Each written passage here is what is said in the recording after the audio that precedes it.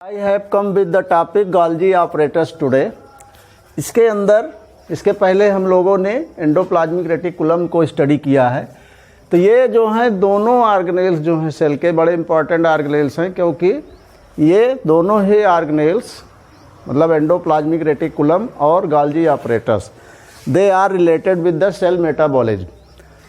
और इसलिए ये बहुत इम्पॉर्टेंट हैं क्योंकि इनके द्वारा जैसे प्रोटीन्स की भी सिंथेसिस होती है, ग्लाइकोप्रोटीन्स की, कार्बोहाइड्रेट्स का, और उनका ट्रांसपोर्ट भी होता है। इसके अलावा सेल प्लेट का फार्मेशन, सेल वॉल का फार्मेशन, ये सारी प्रोसेसेस गोल्गी apparatus के द्वारा होती है। इसलिए ये बहुत ही इम्पॉर्टेंट स्ट्रक्चर है या ऑर्गेनेल है सेल का।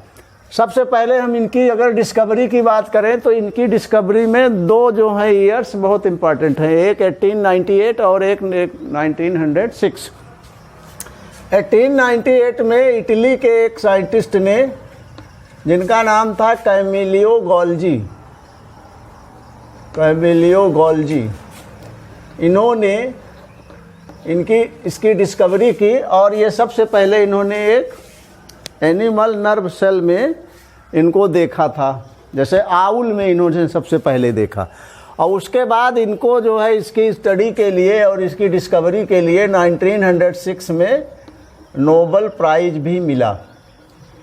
सो he got the Nobel prize for the discovery and for the study of the Golgi apparatus, और you can say Golgi bodies भी इनको हम कह सकते हैं, डिक्टियोसोम भी कहते हैं। प्लांट्स में जनरली इनका नाम डिक्टियोसोम होता है। तो इनके बहुत सारे नाम हैं। तो इनकी जो है इंटरेस्टिंग स्टडी, मतलब इस इंटरेस्टिंग ऑर्गेनेल की स्टडी और डिस्कवरी के लिए इनको नोबल प्राइज 1906 में मिला और 1898 में इन्होंने इसकी डिस्कवरी किया। प्रेजेंस की बात करें तो ये found in all eukaryotic cells, सभी यूकैरियोटिक सेल्स में ये मिलते हैं। लेकिन कुछ जो हैं ऐसे भी सेल्स हैं जिनमें ये नहीं मिलते, जैसे मेल गैमिट्स में नहीं पाए जाएंगे, ब्रायोफाइट्स में नहीं पाए जाएंगे। Absent in male gametes, bryophytes, pteridophytes, human RBCs, मतलब ह्यूमन की जो रेड ब्लड कार्पसेल्स हैं उनमें नहीं मिलते हैं। मैच्योर सीप ट्यूब्स में नहीं मिलेंगे। सीप ट्यूब्स क्या हैं? ये जो है सीप ट्यूब्स और कंपेनियन सेल्स, ये जो हैं these are the features of phloem. Xylem और फ्लोएम वैस्कुलर टिश्यूज होते हैं। तो जो फ्लोएम का कंपोनेंट है सीप ट्यूब्स, उनमें जो है ये नहीं मिलते हैं गोल्गी बॉडीज, उन सेल्स में। और मैच्योर स्पर्म्स में भी ये नहीं पाए जाएंगे। अभी मेल गैमिट्स की मैंने बात किया, तो मेल गैमिट्स किसी भी तरह के मेल गैमिट्स और मैच्योर स्पर्म है तो उसमें भी ये एब्सेंट होते हैं। इनको डिक्टियोसोम कहते हैं। लोअर इन्वर्टिब्रेट्स में ये स्कैटर्ड फॉर्म में होते हैं और प्लांट्स में they are known as dictyosome. और इनकी जो नंबर है बेटा दैट इज 25,000 पर सेल। मतलब बच्चों ये जान लो कि पर सेल इनकी जो नंबर है नियरली 25,000 होती है। अब हम लोग बात करेंगे स्ट्रक्चर की। तो इनकी जो स्ट्रक्चर है आप देख रहे हैं कि दिस इज कॉनकेव शेप, मतलब एक तरफ ये सोलेन स्ट्रक्चर है और दूसरी तरफ जो है बीच में ये कॉन्वेक्स टाइप का है। तो इन दोनों का जो है बहुत बड़ा रोल है इस स्ट्रक्चर का। और ये जो लेयर पे लेयर, मतलब ये they are forming many layers over each other. और हर लेयर के अंदर मतलब इसमें जो है बैग लाइक स्ट्रक्चर्स हैं। और हर यूनिट के अंदर मतलब जहाँ पे ये ग्रुप वाइज रहेंगे तो हर यूनिट के अंदर 4 to 10 बैग लाइक स्ट्रक्चर्स मिलेंगी। तो कहने का मतलब क्या हुआ कि ये मतलब कॉनकेव और बीच में कॉन्वेक्स टाइप की शेप बना रहे हैं। और इसके अलावा जो है इसमें लेयरिंग है, एक दूसरे के ऊपर मतलब लेयर बना के पैरेलल रहते हैं। और इनकी अगर हम कंपोनेंट्स की बात करें तो दे हैव 3 कंपोनेंट्स, मतलब ये किसके द्वारा मिलकर के बने हैं या किस तरह की स्ट्रक्चर्स इनमें पाई जाती हैं। तो first one is known as cisternae. इसको आपने उसमें भी पढ़ा होगा। ये सिस्टर्नी है, जो ये मेम्ब्रेनस फ्लैट स्ट्रक्चर्स हैं इलांगेटेड, इनको हम सिस्टर्नी कहते हैं। और आप देख रहे हैं कि जहाँ जहाँ भी ये एक दूसरे के ऊपर मिल रहे हैं उनके बीच बीच में स्पेस बन रहा है, तो इस स्पेस को हम इंटरसिस्टर्नल स्पेस कहते हैं। इंटरसिस्टर्नल स्पेस मतलब दो जो है गोल्जी बॉडी जो होंगे उनके बीच का जो गैप होता है उसको हम इंटरसिस्टर्नल स्पेस कहते हैं, या सिस्टर्नी के बीच में जो गैप बन रहा है। सिस्टर्नी के अलावा जो है दूसरा कंपोनेंट होता है वेसिकल। ये जब ओवल शेप के हो जाते हैं तो they are known as vesicle. जैसे ये है, ये ओवल शेप का है तो this is known as vesicles. And sometime they are also forming vacuoles. तो कुछ जो है गैप्स ज़्यादा बड़े हो जाते हैं। What are vacuoles? Vacuoles are the gaps found inside the Golgi apparatus or Golgi bodies. इनको गोल्जी बॉडीज भी कहते हैं।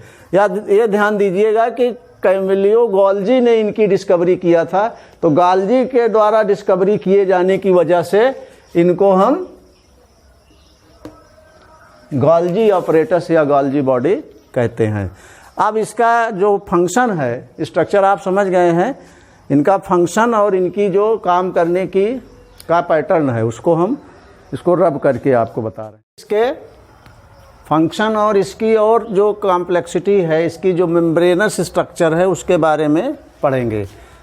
Polarity and membrane flow in the Golgi body. जैसे आप जानते हैं कि गोल्जी बॉडी का जो स्ट्रक्चर है वो पोलर है, मीन्स ये पोलराइज्ड स्ट्रक्चर्स हैं। आप देख रहे हैं दो पोल जैसी स्ट्रक्चर्स बन रही हैं, दोनों तरफ सोलन स्ट्रक्चर हैं, तो ये पोलराइज्ड आप इसको कह सकते हैं।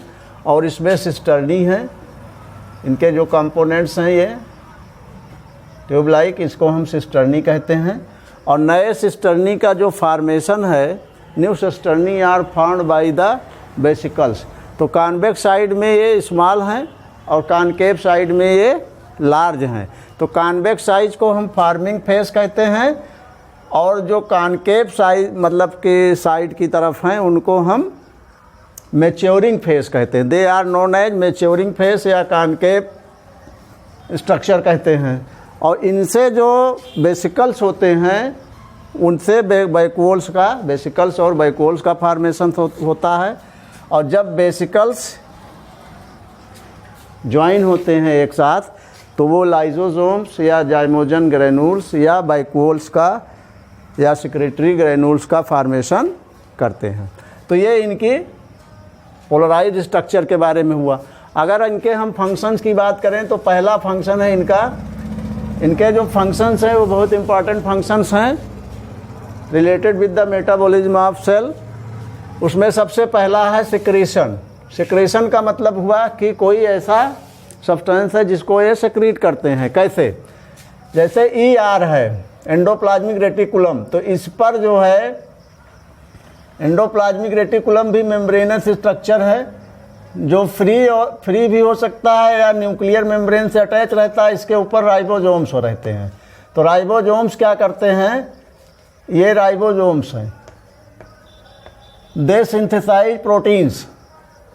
तो ये प्रोटीन जो हैं ER के सिस्टर्नी से सिस्टर्नी ऑफ गोल्जी apparatus आ जाते हैं। तो उनका जो प्रोटीन का जो मतलब फ्लो है, it reaches from the cisternae of ER to cisternae of Golgi body. तो एक फंक्शन ये सिक्रीशन का हुआ, तो वहाँ से प्रोटीन मॉलिक्यूल का सिक्रीशन होगा, प्रोडक्शन होगा, और वो उनकी मेम्ब्रेन के थ्रू इनकी मेम्ब्रेन में मतलब सिस्टर्नी में आ जाएंगे। नंबर 2, ये जो सिक्रेटरी प्रोडक्ट्स हैं इनका कंसंट्रेशन और स्टोरेज जो है ये करती हैं। मतलब इनको पहले कंसंट्रेट करेंगे, मतलब इनका जो है कंसंट्रेशन बढ़ा देंगी, उसके बाद वो स्टोर करने लायक हो जाएंगे प्रोडक्ट्स, तो उनको ये स्टोर करेंगी कौन? गोल्जी apparatus या गोल्जी बॉडीज़। इसके अलावा इनके जो वेसिकल्स हैं, मतलब अभी मैंने बताया ना कि 3 कंपोनेंट्स है, एक कहलाता है सिस्टर्नी, दूसरा vesicles and third one is the vacuole. तो वेसिकल्स जो हैं ही आपस में कलेक्ट हो करके या ज्वाइन हो करके लाइजोसोम्स और वैक्यूल्स का फार्मेशन करते हैं। लाइजोसोम्स का भी हमने आपको वीडियो अलग से प्रोवाइड किया है। इसके अलावा ये ग्लाइकोप्रोटीन्स की सिंथेसिस करते हैं। ग्लाइको का मतलब हुआ ग्लाइकोजन, या मतलब ग्लूकोज से कार्बोहाइड्रेट से रिलेटेड है, और प्रोटीन्स दोनों का ये एक साथ फॉर्मेशन करते हैं। सिंथेसिस ऑफ कार्बोहाइड्रेट्स, कार्बोहाइड्रेट्स के जो कॉम्प्लेक्स मॉलिक्यूल हैं, मतलब complex molecules of carbohydrates are formed or synthesized by the sugar molecules, मतलब शुगर के जो सिंपलर मॉलिक्यूल्स हैं उनसे कॉम्प्लेक्स मॉलिक्यूल्स ऑफ कार्बोहाइड्रेट्स का भी फॉर्मेशन या सिंथेसिस गोल्जी ऑपरेटस की वजह से होती है। Formation of cell plate, cell plate का जो फॉर्मेशन है वो this is very important in the cell division, मतलब सेल डिवीजन में ये एक सेल प्लेट का फॉर्मेशन बहुत ज़रूरी है। ये कब होता है? जब सेल डिवीजन होता है तो माइटोसिस के समय, जैसे सेल डिवीजन 2 फेजेज में बटा हुआ है, माइटोसिस एंड मियोसिस। तो माइटोसिस जो है सोमैटिक सेल्स में होता है, तो माइटोसिस में जो एनाफेज स्टेज होती है, जैसे मियोसिस और माइटोसिस दोनों में ही 4 फेजेज में ये मतलब माइटोसिस बटी हुई है। एक है प्रोफेज, दूसरा है मेटाफेज, तीसरा है एनाफेज और चौथा है टेलोफेज। तो इसका जो 3rd फेज है एनाफेज, इसी दौरान सेल प्लेट का जो फॉर्मेशन है ये गोल्जी बॉडी की ही वजह से होता है। तो Golgi bodies or Golgi apparatus is responsible for the cell plate formation in the cell division in the mitosis and in mitosis at the 3rd phase which is known as anaphase। इसके अलावा ये formation of cell wall, मतलब cell wall की भी synthesis में या cell wall के formation में भी जैसे कुछ सब्सटेंसेस बहुत ज़रूरी हैं, जैसे पेक्टिन का जो है फॉर्मेशन इनकी वजह से होता है, which is responsible for the formation of synthesis of cell wall। इसके अलावा ये formation of acrosome, what is acrosome? जो स्पर्म्स होते हैं उनके हेड के ऊपर एक कैप लाइक स्ट्रक्चर होती है जिसको हम एक्रोसोम कहते हैं। तो एक्रोसोम के अंदर, एक्रोसोम क्या है? हेड ऑफ स्पर्म्स पर जो कैप लाइक स्ट्रक्चर होती है उसको हम एक्रोसोम कहते हैं। एक्रोसोम में हाइड्रोलाइटिक एंजाइम्स होते हैं, दे हैव हाइड्रोलाइटिक एंजाइम्स। जैसे एक एंजाइम है हायालूरोनाइडेज, एक एंजाइम है। तो ये क्या करता है एंजाइम? जब ये इसका फ्यूजन, जैसे मेल गैमेट है इस पर, तो इसका फ्यूजन जब एग सेल से या ओवम से होता है तो it penetrates through the ovum wall, जो which is known as zona pellucida. जैसे ह्यूमन की हम बात करें तो उस जोना पेलुसिडा लेयर को जब ये इसके जो हाइड्रोलाइटिक एंजाइम है उसके संपर्क में आएगी तो वो डिजॉल्व हो जाएगी। और एंजाइम का एक एग्जांपल मैंने हायालूरोनाइडेज आपको नाइडेज बताया। तो ये एंजाइम उसके वाल को रप्चर कर देगा जिससे एंट्री ऑफ स्पर्म जो है इजी हो जाए। तो ये सारा, तो एक्रोसोम का भी फॉर्मेशन के लिए रिस्पॉन्सिबल हैं ये जो है गोल्जी बॉडीज या गोल्जी ऑपरेटस। तो this is all about the Golgi apparatus which have been discussed today.